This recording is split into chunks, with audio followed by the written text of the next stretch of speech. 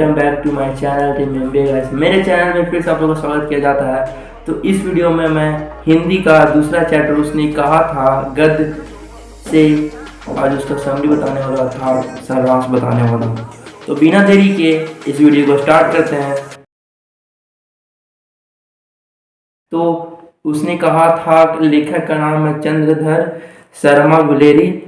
इस कहानी में बताया गया है दो प्रेमी की कहानी के बारे में। एक का नाम था लहना सिंह और एक का नाम था सुबेदारनी, जो बड़ा होकर सुबेदार से शादी करती है। सुबेदारनी नाम नहीं था, शादी के बाद उसको सुबेदारनी नाम रहा गया, ताकि सुबेदार का पत्नी नाम सुबेदारनी रह गया।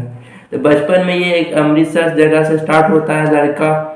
लड़की होता है 8 साल की और लड़का होता है 12 साल का। तो एक दिन लड़की आती है दुकान में सामान लेने के लिए, तब टांगे वाले से लड़की का जान था खतरा में। तो लड़का जो लहना सिंह था वो उसका जान बचाता है और फिर जान बचाने के बाद फिर कहता है क्या तुम्हारी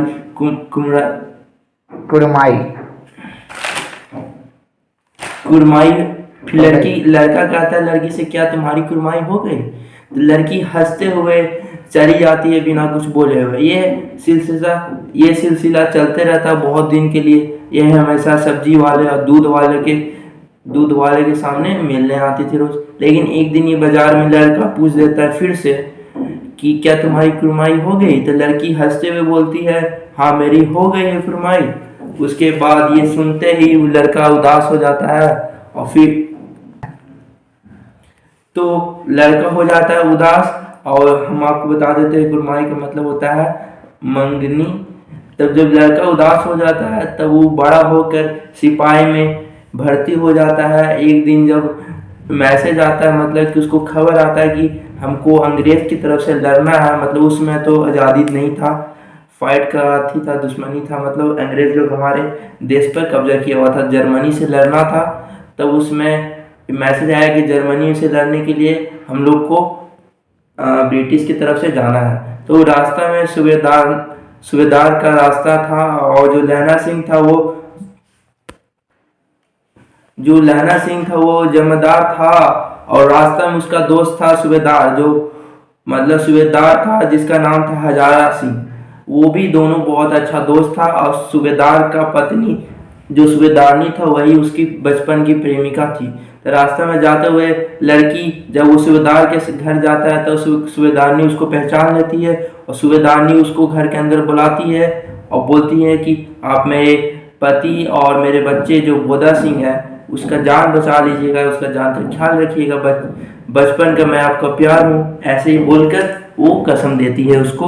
और फिर वो लहना सिंह बोलता है ठीक है। और फिर वो बिना चुपचाप बोले हुए बाहर आ जाता है सुबेदार के साथ, और मतलब कि हजारी सिंह के साथ वो बाहर चला जाता है। तो फोर्स में उसका जो गहरा मित्र था उसका हम आपको नाम बता देते थे।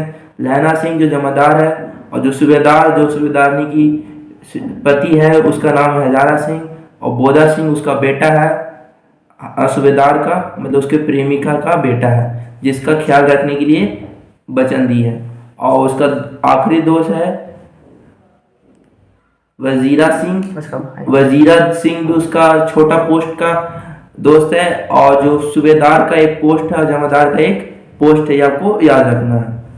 तब वो जब वो पहुंच जाते हैं जर्मन के साइड में जहाँ लड़ाई हो रहा है, उस साइड में जब टेंट के पास उन लोग पहुंच जाता है रात को, तब जर्मनी वाला अचानक रात को हमला कर देता है। उसमें कोई नहीं था वहां पर, सिर्फ बोदा सिंह और थोड़ा 2 पोस्ट था और लहना सिंह था। तो लहना सिंह वहां पर, बोदा सिंह का तबीयत खराब था तो लहना सिंह उसका ध्यान रख रहा था। अचानक हमला होने के कारण लहना सिंह सबको बुलाता है, इकट्ठा करता है और सबको बचा लेता है। लेकिन उसमें सब घायल जो हो जाता है, उसमें हजारा सिंह और बोदा सिंह भी घायल हो जाता है। और जो हम लोग का लहना सिंह है प्रेम करने वाला, उसको भी गोली लग जाता है। तो जो लहना, जब एम्बुलेंस आता है बचाने के लिए, जब जर्मनी से जो दुश्मन था जर्मनी का आर्मी, उसको हरा कर लहना सिंह जब हरा देता तो उसके बाद कुछ देर के बाद एम्बुलेंस आता है सबको ले जाने के लिए। एम्बुलेंस में जगह नहीं होने के कारण लहना सिंह बैठता नहीं है, लेकिन वो अपना वचन दिया था कि हजारा सिंह और बोदा सिंह को बचाना है। मतलब जो सुबेदारनी का वचन दिया था, तो उस वचन का लाज रखने के लिए हजारा सिंह और बोधा सिंह को गाड़ी में बैठा देता है, खुद नहीं बैठता है। और जब हजारा सिंह जाने वाला रहता है तो उसको लैला सिंह बोलता है कि अपने सूबेदारनी जी से कह देना, मतलब अपनी पत्नी से कह देना कि जो तुमने कहा था हमसे मैं वो कर दिया हूँ, मतलब कि उससे उससे कह देना कि उसने जो कहा था वो मैं कर चुका हूँ। उसके बाद हजारा सिंह और बोधा सिंह चल जाता है। फिर अगला दिन खबर मिलता है कि हम लोग का लैला सिंह घाव के कारण, मतलब कि उसका जो चोट था वो चोट का इलाज नहीं हो सका, वो वहीं पर रह गया जहाँ पर लड़ाई हुआ था, तो उस वहीं पर वो शहीद हो गया, मतलब मर गया। तो ये हम लोग का समरी था गाइस, हम लोग का सारांश था। अगर आपको अच्छा लगा हो तो प्लीज कमेंट करके बताएं। अब हम लोग वीवीआई इंपॉर्टेंट क्वेश्चन करने वाले हैं, ऑब्जेक्टिव। 6 hours later. तो जैसा कि आप लोगों ने देखा कि विक्की ने समरी बता चुका है, उसने कहा था जो कि हम लोग का चैप्टर 2 है। तो अब हम करने वाले हैं कुछ ऑब्जेक्टिव। तो बिना किसी देरी करना ऑब्जेक्टिव स्टार्ट करते हैं। उसने कहा था, जो कि लिखा गया है चंद्रधर शर्मा गुलेरी के द्वारा, और उसने कहा था, किसने कहा था? तो उसी ने कहा था। अच्छा, ऑब्जेक्टिव स्टार्ट करते हैं, ठीक है। हिंदी कहानी के विकास में मील का पत्थर कौन सी कहानी मानी जाती है? उसने कहा था। तेरी कुड़माई हो गई का किस कहानी से संबंध है? उसने कहा था। सही है। अरे गाइस इसी चैप्टर का इसी चैप्टर का नाम उसने कहा था शीर्षक कहानी के रचयिता के नाम बतावे, मतलब इसमें कौन लिखा है? चंद्रधर सिंह गुलेरी। चंद्रधर सिंह नहीं, शर्मा गुलेरी। उसने कहा था किस वर्ष की रचना है? ऑप्शन 1915, 1920, 1915।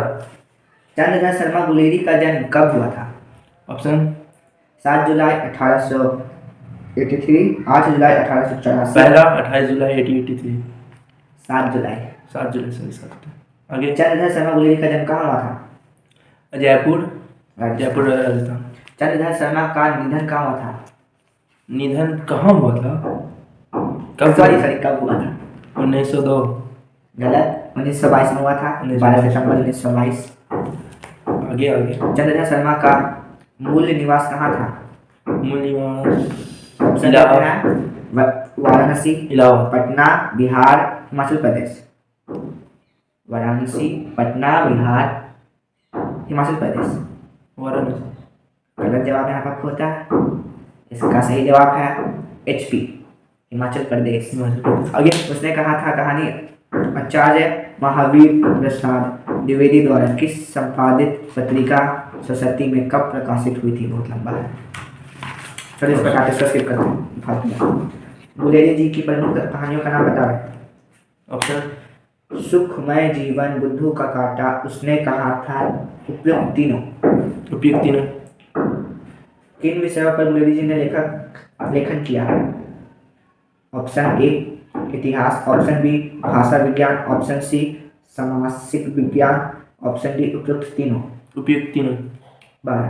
क्वेश्चन नंबर 12 तक चलते हैं। गुलेरी जी के प्रमुख निबंधों के नाम बताइए।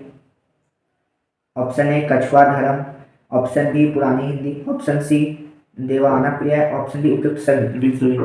तो गाइस यहाँ पे देख सकते हैं कि यहाँ पे जो ऑप्शन आ रहा है इसमें उपयुक्त तीनों मतलब ऑल ऑफ दिस का जो ऑप्शन है वो जल्दी जल्दी सही हो रहा है।